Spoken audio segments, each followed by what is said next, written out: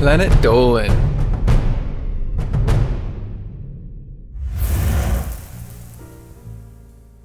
How have you been warming up your food in the microwave all wrong? What's the secret ingredient to keeping freshly baked cookies moist after you bake them? Here are 10 things you've been doing wrong without even knowing it. Hi there, my name is Doopy and I'm here to tell you some really interesting things that you might not have heard before. Number 10.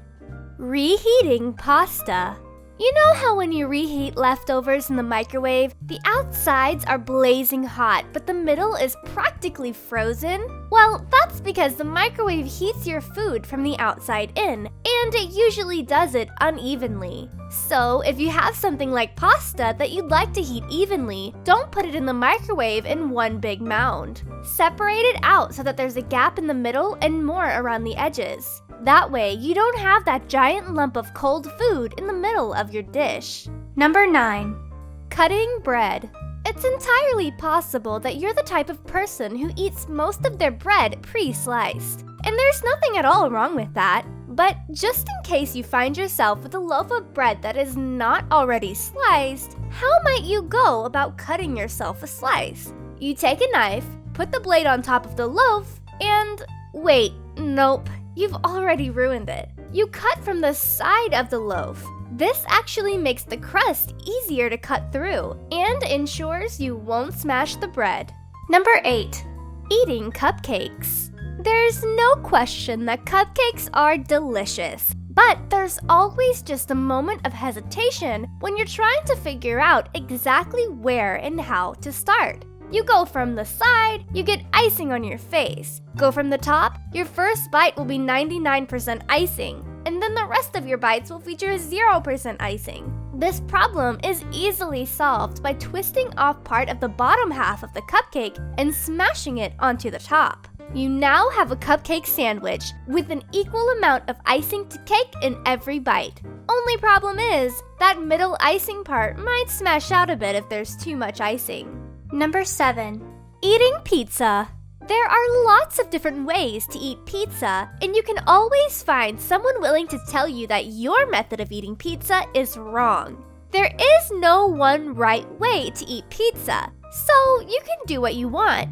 But if you're just taking a triangular slice and putting it in your mouth as is, consider some alternatives. The New York style of eating pizza is to fold it. But that doesn't just mean to fold a single slice in half. Sure, that works, but you can also get an entire personal pizza wallet style.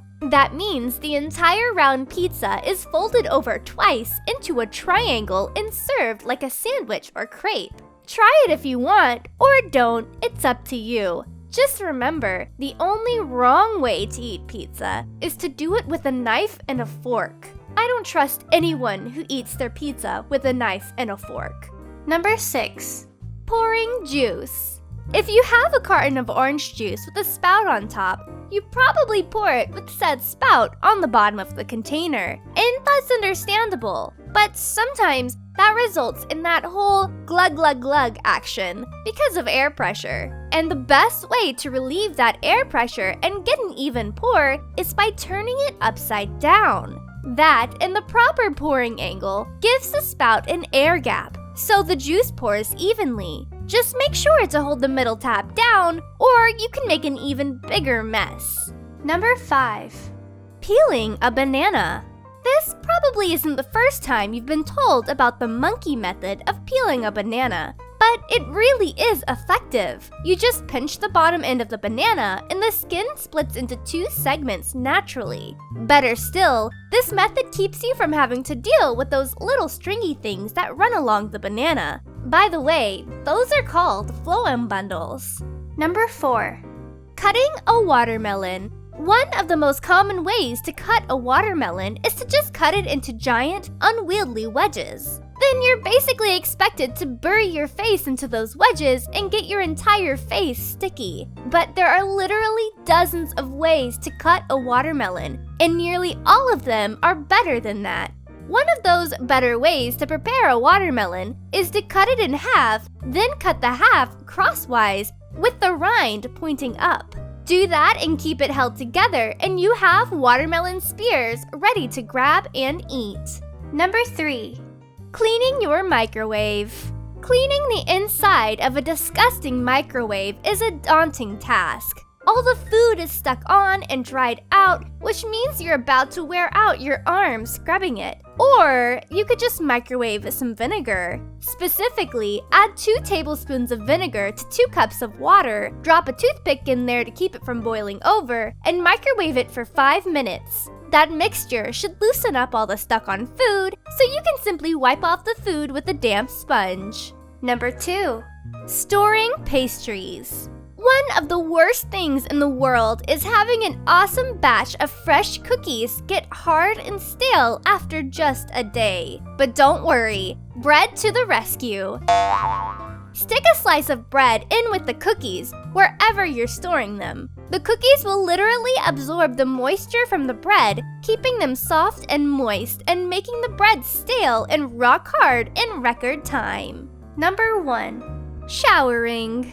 It might be a shorter list to point out what we're not doing wrong with our showering habits. Showering every day strips our bodies of their natural moisture. Staying in the shower for too long or taking too hot of a shower is also bad for you. For people with thin, fine hair, washing your hair more than once or twice a week can be bad for it. Also, it's a bad idea to soap up your entire body. Stick to your face, armpit, feet, and your nether regions. Those are the ones that actually have the majority of dirt buildup, which is what soap is built to dissolve.